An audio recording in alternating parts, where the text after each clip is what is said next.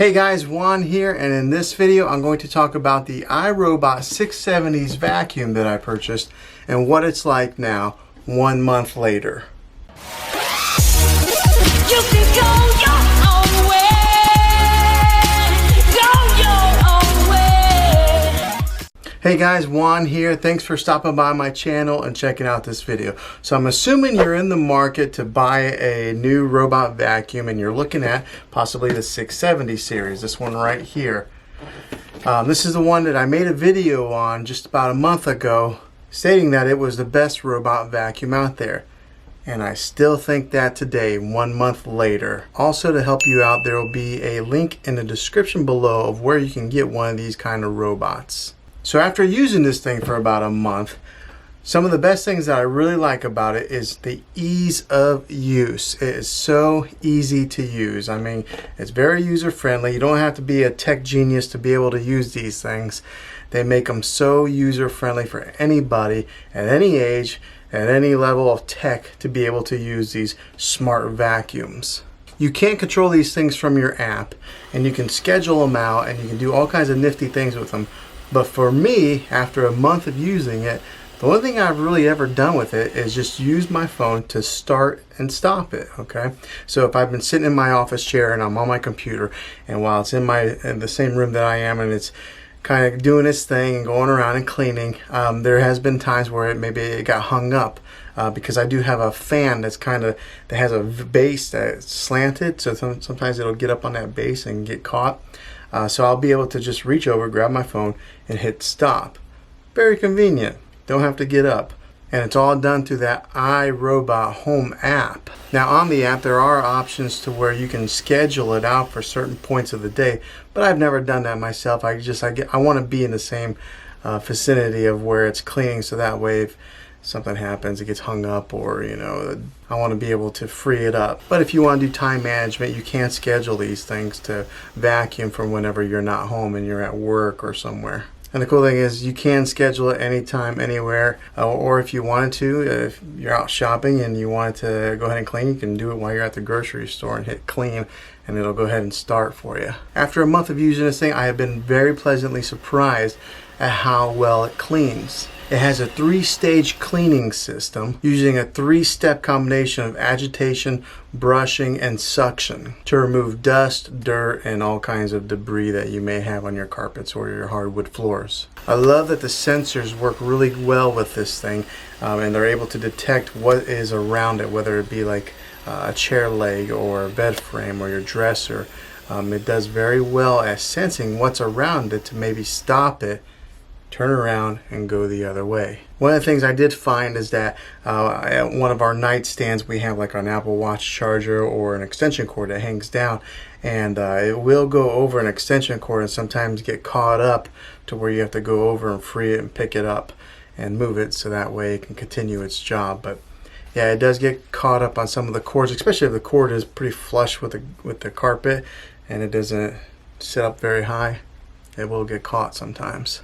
One of the other things I wish that it had was a bigger container. When you have dogs like I do, I have 2 dogs, that container gets filled up kind of quickly, especially if you don't run it on a frequent basis. If you're only running it like once a week or more, that container will get full pretty quickly. I kind of wish the container was bigger, but it's just a matter of going over and emptying it.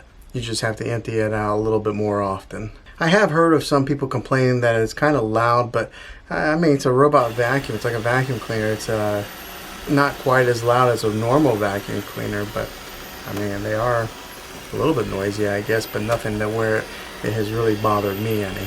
There's been a couple times where it did get hung up with all of the hair that gets in the brushes, so sometimes you do have to clean it out. You have to stop, unhook the little latches that are underneath there, pull out the hair.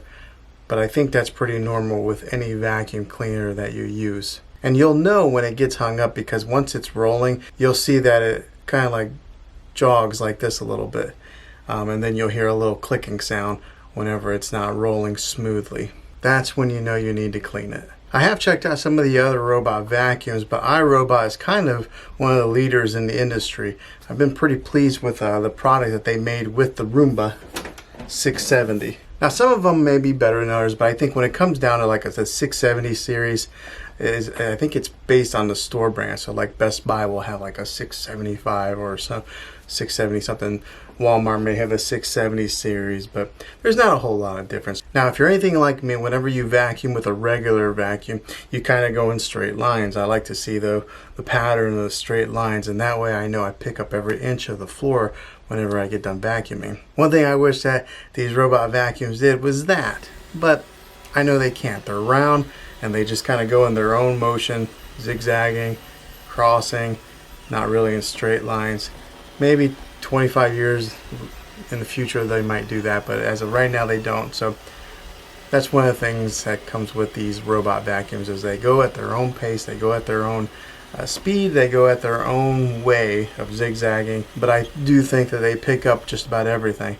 They just take longer to do it. I can vacuum a floor in 5 minutes. This one will have to do it in 30 minutes, and then it goes around in different motions and different angles and different patterns. The battery life on these things do last quite a bit, so even though it's been a month later, we have some big rooms and the battery life has been able to last to do the entire room until the job is complete. I like that whenever it is getting low on batteries, that it doesn't just stop in the middle of the floor. It'll actually go back to its home base to charge up. That way whenever you're ready to reuse it again, it's got a full battery. There have been times that we go ahead and schedule the cleaning as we are walking out the door, so that way it could clean while we're not home. I'll get a notification on my phone that the job was canceled, and what that means is that the container is full and it needs to be emptied, or that maybe I got hung up somewhere, maybe on an extension cord or one of the kids' toys or something like that. So one thing I really do recommend is before you start cleaning, maybe go around, pick up the house a little.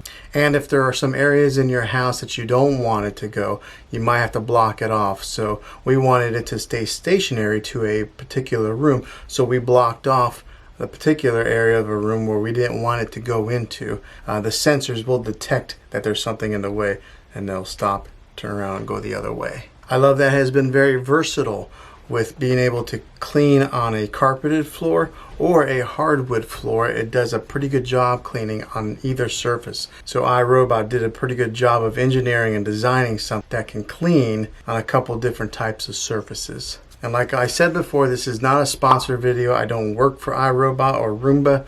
This is just a video that I'm making to help you, the consumer, just like me, who likes to watch videos or any kind of product reviews before you buy something. And this is kind of a really good video because it's after a month of using the product and my thoughts on it. I love technology, and I love that this has been something that has really helped us out with cleaning a house. I love living in the future like we are now. But there's my thoughts on the iRobot 670 series. I still recommend it. I still think that's one of the best robot vacuums out there for the price. But if you have a budget, this is a good one to buy within that $200 price range. Hopefully this video helped you out if you were trying to decide whether you wanted to get this one or not. But if you liked it, make sure you put a thumbs up on this video. Go ahead and hit that subscribe button, because I do make more tech review videos that I can help you guys out with. And again, thanks for watching this. And until the next video, be creative.